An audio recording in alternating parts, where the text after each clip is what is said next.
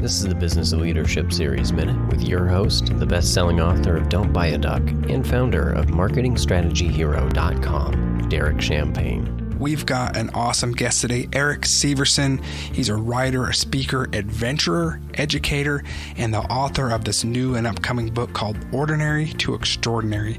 Erik, welcome to our show today. Thanks, Derek. It's great to be here. Have you always been open to coaching? I know you're a coach as well, but was there a time for you when you realized this is going to just shave years of guesswork and frustration and mistakes?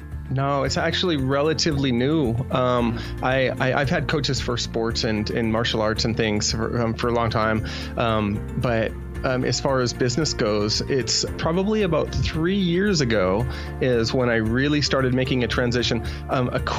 I went into English as a second language as a job, I'll say, / career. I taught for 10 years, and my last one I was teaching at UCLA Extension, English as a second language. And then I came to this realization that, oh my gosh, my life is great. I've got great students, great colleagues, great school I'm working for, but I can't afford to raise a family in LA on my teaching salary. So I was forced out of my calling, and I had to make one of the first practical decisions of my life where I left teaching, went into business, and I did it begrudgingly, but I absolutely loved it.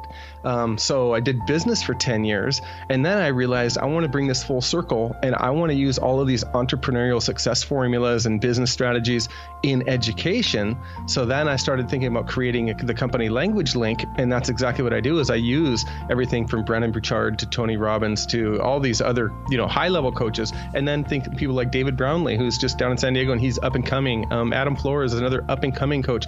And surrounding myself by these people, and it really was a necessary step to make this company come to fruition, because I was beating myself like you said, you're beating yourself up trying to make mistakes over and over again.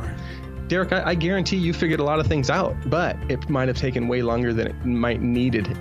It could have. Right. And thank you. Thanks for sharing. And same thing for me. Yeah.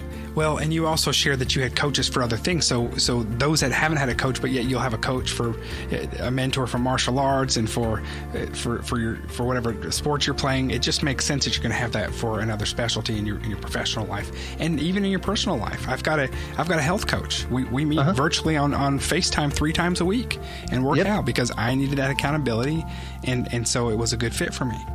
So, and it's funny because sometimes I say to myself, oh my gosh, I'm paying this person good money for them to tell me what I already know.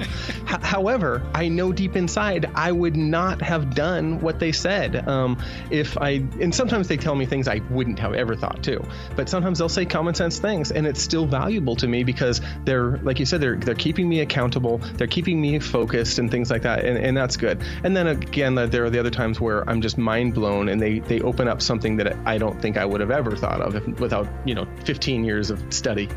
Erik Champagne here. Join me on Instagram. It's Mr. Erik Champagne. If you want to see videos from our guests, book giveaways, and more, that's Mr. Erik Champagne.